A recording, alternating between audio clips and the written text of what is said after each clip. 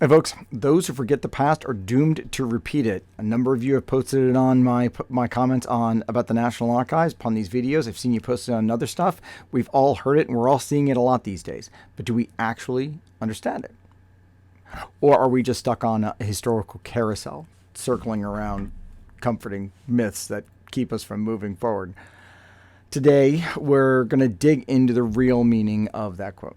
Enough of you have posted it that I thought it would be worth unpacking a little bit. And let's talk about George Santayana, why he left America behind, and how a distorted past is holding it all back. We've talked about it before. We'll keep talking about it. So stick around. This one's going to go a little bit deeper than we normally go. I'm Tad Sturmer. I teach public history at Johns Hopkins, and I'm the film and digital media editor of The Public Historian. I work with students at Johns Hopkins to unpack history's complicated truths and how to work with broader audiences, to explore them, to engage with them, and also about understanding the American Revolution without the cliches, because it's such a core part of understanding how we got from then to now and how we relate to one another today. So let's dive into Santayana, his perspective on American history, and why this matters to any of you.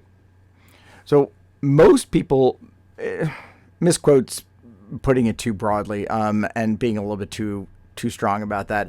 The line that he actually wrote is, "Those who cannot remember the past are condemned to repeat it." He wrote it in 1905 in a work called The Life of Reason. The differences are just, I think, quibbling. But the small difference in wording matters because he wasn't just talking about forgetting. He was warning against willfully choosing comfort over reality and America's particular problem of living inside its own myths. So let's talk about George Santayana, inarguably, the most important Hispanic American philosopher ever. He was born in Spain in 1863. He almost overlaps with de Tocqueville, with whom he has a lot in common in terms of bringing a European perspective to America, one that is initially positive and enthusiastic and then tempers over time. Tocqueville died in 1959. But Santayana is born in Spain in 1863, and then he moves to the U.S. for his education. Goes to Harvard, gets his BA there, gets his PhD there, and then joins the faculty, and he stays there for the next 20 years, not going too far from Harvard Yard during most of that time. And he taught some of America's greats, T.S. Eliot, Robert Frost, Felix Frankfurter. But as he got older and gained in experience, he saw that American academia wasn't as free as it claimed. So, in fact, by the time he was 48, he retired early. He left the U.S. altogether. He was calling out Harvard, calling out the university's culture for being narrow and focused on trivial scholarship that didn't allow for true intellectual freedom. Sound familiar?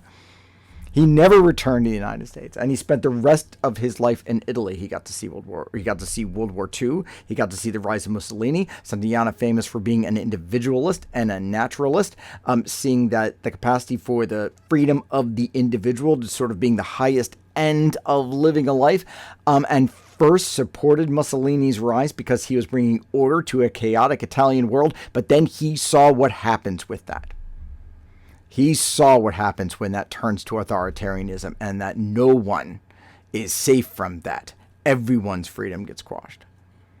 But in any case, from that vantage point, he saw America's need to simplify its own history into something heroic and unquestionable, crafted by George Bancroft in the 1830s, 40s, and 50s, when he infused the Patriot myth that was created by the Patriots themselves with a dogmatic German romanticism to create something heroic and, critically, unquestionable.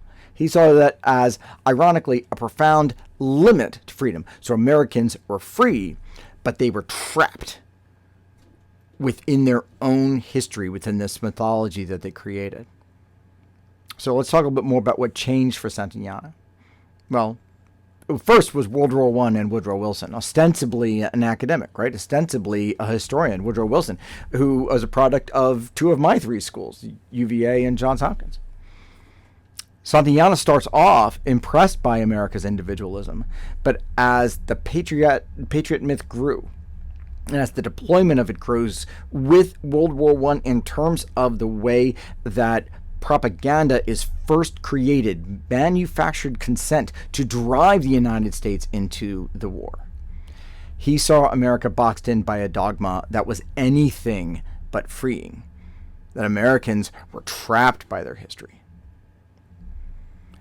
As he wrote, in terms of his critique of Americans, in 1920, you must wave, you must cheer, you must push with the irresistible crowd. Otherwise, you will feel like a traitor, a soulless outcast. That's in 1920. Santayana saw that freedom in America was often just conformity in disguise. For him, America's history was treated like a rule book rather than a resource for growth, meaning people were free to believe what the founder said, but not free to question it. And this is exactly why he warned those who cannot remember the past are condemned to repeat it. Now let's connect this to today. Public institutions like the National Archives, we've been talking about, increasingly promote welcoming history, stories that don't challenge us. Don't challenge who? Welcoming to us? Welcoming to who? That approach doesn't teach us about who we were, or, more to the point, who we could be. It just feeds us a history that's convenient, easy to digest, a kind of calamine lotion. Santayana might call this the carousel of ignorance, my words. A loop where we only value history for the comfort that it brings. That mindset keeps us in an endless cycle of errors. And the real cost? We miss the lessons of history. We miss the sacrifice. We miss the result of all of the struggle. We're stuck on a ride that brings us back to the same old myths and keeps us into a world that has been gone for 250 years, the world of whiteness that created the patriots themselves, that has never really left us, and one that is increasingly misunderstood and therefore leaves Americans confused. And so they have to make up ways to reconcile it to themselves. Santayana saw this dynamic as a form of, his words, luminous blindness. America, he argued, saw its own past as good only as long as it brought some present-day pleasure. So, uncomfortable realities? Bury them. Ignore them. Lock them away. Find to keep them in an archive, but make them stay in the archive. Don't put them on a wall. Don't put them in your videos. Don't project them or tell stories about them. Just point to the box where they sit. He wrote in The Life of Reason, when change is absolute, infancy is perpetual. Those who cannot remember the past are condemned to repeat it. So what did Santayana mean? He saw that true progress comes from learning. Right? We all know this, right? Especially those of us who are parents and see our toddlers touch a hot stove.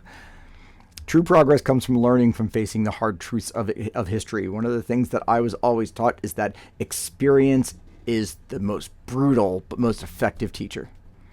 And those are the hard truths of history. If we erase that in favor of feel-good mythology, if we allow other people to continue to erase that in favor of feel-good mythology, we're left with endless repetition, not growth. Americans were trapped in, Santayana's words, the genteel tradition, a delusion of history informed by kind of dogmatic German romanticism that keeps them from understanding the real strengths and weaknesses of their culture. Why? Because they are stuck in the Patriots culture and trying to reconcile that culture with today. That is the big issue with trying to reconcile the past with the present. We don't have to reconcile the Patriot enslavers with each other. They knew exactly what they were doing. They were absolute hypocrites. The problem is trying to continue to reconcile their world with ours. Originalism, anyone? So we're still seeing this today, from political movements to museum displays, from Mount Vernon to the National Archives to Colonial Williamsburg. There is a massive effort to keep history palatable, to downplay the gritty parts. We see that in textbooks. We see that in front of school boards from Florida to Texas to Oklahoma. And here's the danger.